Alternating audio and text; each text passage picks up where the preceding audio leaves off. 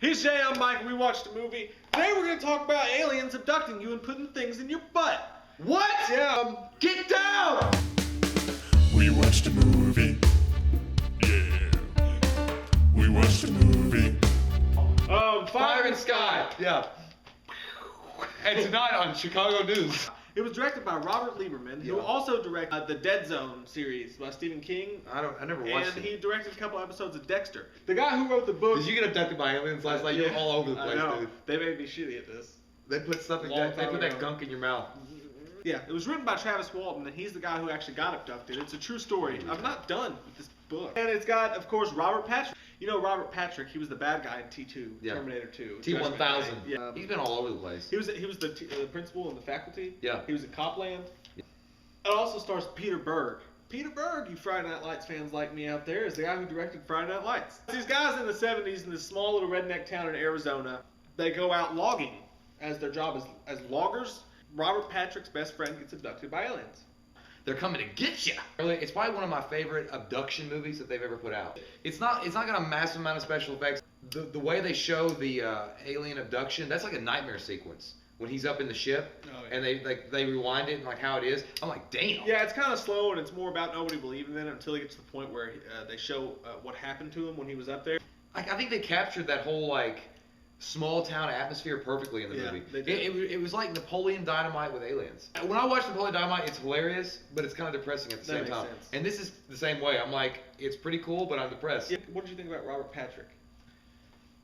Like overall, I thought he was okay. Yeah. Like I wasn't like amazed with Robert Patrick's performance. I was like, holy shit, give him an Academy Award. I was just like, yeah, he's okay. It's like I enjoyed him in it, but like if you're thinking redneck logger from the 70s, would you really think Robert Patrick, like T-1000, like Italian like kind of guy? Yes. You would. I don't know. I enjoyed him. You know what's weird is it came out in '93. Yeah. I think Terminator 2 came out in like '92. So this is like a rebound movie right after T2. Weird. That is weird. The whole movie seems a little bit cheesy because I know they had a low budget, but their costumes were horrible. They're supposed to be like dressed like loggers from the 70s, so they're supposed to be all redneck and have like mullets and stuff. It came across really, really cheesy just the way that they looked, and it made some of the scenes kind of laughable. But I watched it when I was a kid, and it freaked me the hell out. When I was walking in my house for like 2 days, I was pretty young, but I would like hide underneath the window, like afraid aliens were gonna abduct me. Like this movie messed me up. Still to this day, if I like take out the trash by myself and nobody's outside and it's pitch black, I'll kind of like speed walk back to the door a little bit. You know what, we got a name for that. It's called Pansy. Berg! He's like, I didn't understand that because these aliens aren't like your friendly ET aliens. No. They're like hunchbacked and they're ugly looking and they're just like, I mean, they're like looking. When I say nightmare sequence, it really was a nightmare. Like when you can think of like, why don't they have clothes?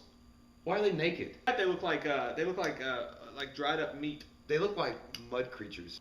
That part when they were operating, I was eating a bowl of Lucky Charms. They're magically delicious. They are good. Yeah, I love and Lucky I was Charms. just in the middle of a great bite, and then that part when they were operating them, I was like, Yeah. I couldn't even eat the rest of my cereal. All of the horror and the sci-fi comes from that one scene, but it's totally worth it because I mean, you guys got to think this is based on a true story. And here's the deal: the guy gets abducted, his 5 friends sees him, nobody believes him, and they all think he's murdered. He shows up 5 days later, and they all take a lie detector test, and they all passed a lie detector test. I mean, It's weird. that's pretty freaky. I don't know how you feel about aliens, but I believe in them. I believe in aliens. I mean, you gotta think there's billions. But you said, how do you feel? Like I've never met one. How many like take your stance? 1, these guys know how to cheat a lie detector test, or 2, that dude got abducted by aliens. But if you were in charge of a rental place, like a Blockbuster or Hollywood Video, Okay. and somebody said, here's Fire in the Sky, Mike, put it in a classification. Where would you put it? Would you put it in horror? Would you put it in psychological thriller? Would you put it in drama? Where would you put it? I'd put it in the sci-fi section, easy. I think it'd be horror. You really? Kind of. I mean, I could see that. Sci-fi horror. Is there a sci-fi horror section? No, there should be. There should be.